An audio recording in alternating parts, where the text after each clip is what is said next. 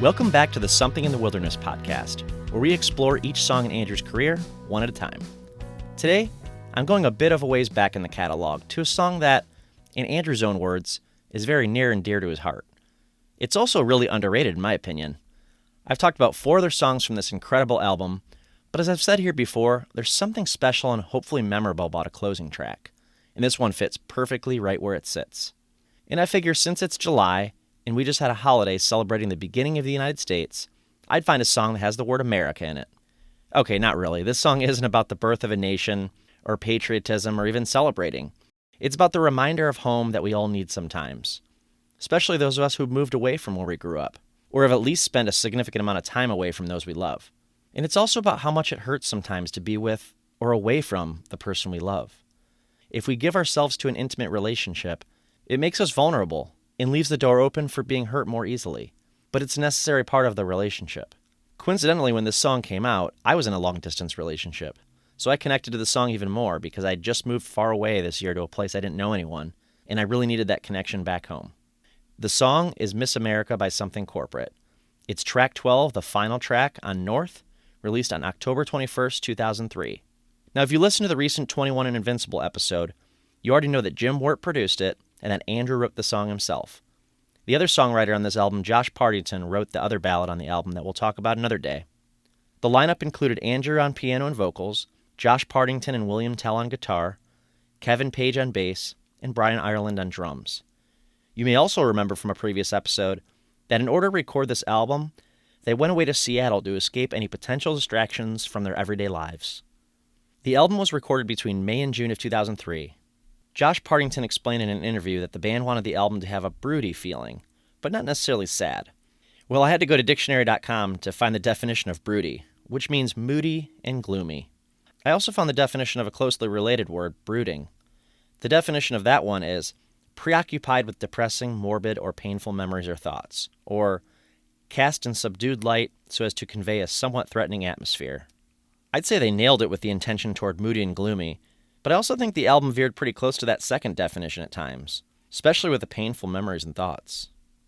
Josh Partington explained in that same interview that another intention of the album was to showcase both sides of the band, one as a rock band and another as serious songwriters. Again, I think they nailed it with both, and obviously Miss America shows the serious side of Andrew's songwriting. According to Setlist FM, this song's only been played live 3 times by Something Corporate in all of their history. And then since 2003, Andrew's only played it live 1 time in front of an audience, as Andrew McMahon in the Wilderness in the fall of 2017. In my opinion, though, this would be a great ballad toward the end of a live set. Not quite the last song, but maybe second to last before a hard-hitting crowd pleaser. I'll just go ahead and add this one to my list of the many deep cuts I'd love to get a surprise performance of at one of his shows. And I'll keep on dreaming. Hey, speaking of which, if you go to Setlist FM right now, they recently released a video of him talking about making a set list, going through the most common songs he plays live, and he even mentions the direction they're going in for the set list with this next tour. In a spoiler alert, sort of, toward the end of the video as he's talking about the Hello Gone Days tour, he's handwriting out a set list, and you can see 5 songs on the list. But I'm pretty sure he wrote this just for the video. But check it out to see what he might play in August. So going back to the song, Andrew's performed this song on a couple of his live streams in the past couple of years. He played it on one in August 2020 that I don't have access to. I can't remember if it was a private event or just nobody put that one on YouTube. But he's actually played it twice on Camp Wilderness, which if you're not aware, it's a subscribers-only club to interact with Andrew, and we get access to things such as concert pre-sales and live streams. He recorded this song on there once in June 2021 and again in September 2021. I gotta say, the September version is pretty magical. It's studio quality, and it's a fantastic performance. You might just want to subscribe to Camp Wilderness this month so you can watch the last couple of live streams he's put up there, especially if you're a big Miss America fan. When he played the song on Camp Wilderness on September 9th last year, he said, "This represents this interesting moment in time, when Something Corporate started traveling a lot, including overseas, newly in a relationship, missing home, and feeling a little out there, a little alienated. It was of course written about his girlfriend Kelly, who would, as you know, later become his wife. And then when Andrew played it on the live stream back in August 2020, he dedicated the performance to his friends in newfound glory, recalling a time that they were all in Amsterdam together and the fun they had. You may remember the opening line, "Another lonely night in Amsterdam," which we'll come back to. You may also remember from the Me and the Moon episode a couple years ago, that one is another song that references the same particular trip. Now, I'm not positive, but I believe there's at least one more song from this era of Andrew's career that mentions this trip with his bandmates and buddies in New Found Glory. But we'll save that one for a different episode. Moving on to the sound of the song, I definitely hear the influence of several 90s acts that Andrew was either really into or probably just influenced by inadvertently in his formative years of finding music. And there's no surprise that he was inspired by these artists. The most obvious musical reference here is Counting Crows. Now, if you're unsure, go back to those first few Counting Crows albums, August and Everything After and Recovering the Satellites. Miss America would fit in very nicely on either of those, and I can almost hear Adam Duritz's vocals over this song in an alternate universe. In fact, that would be super cool if Adam Duritz ever joined Andrew on stage at some point. But I also hear some influence from possibly the Wallflowers, Ben Folds, of course, maybe even Third Eye Blind or Matchbox 20. See, if you listen to any of the radio ballads by those artists just a few short years before Something Corporate recorded North, I think you'll hear the influences. Now, this isn't a song that really fit into the pop-punk label that Something Corporate was kind of assigned with their previous album. And as I've talked about before on the show, North really helped show how dynamic they were as songwriters and performers. I do appreciate this song as a piano ballad, in that it's not just a piano. Now, don't get me wrong, it sounds great when it's just Andrew and the piano, but I believe the song gets better with the other instruments. The studio version is just amazing.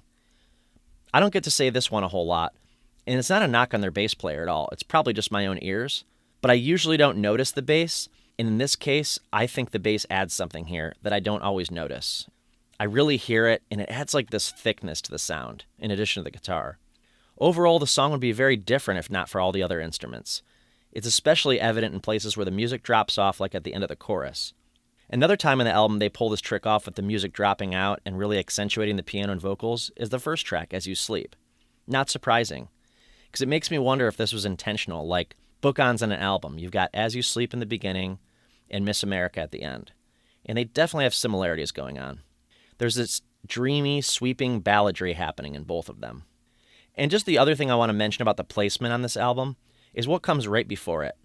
I think a ballad sometimes draws its opening power from the track that precedes it.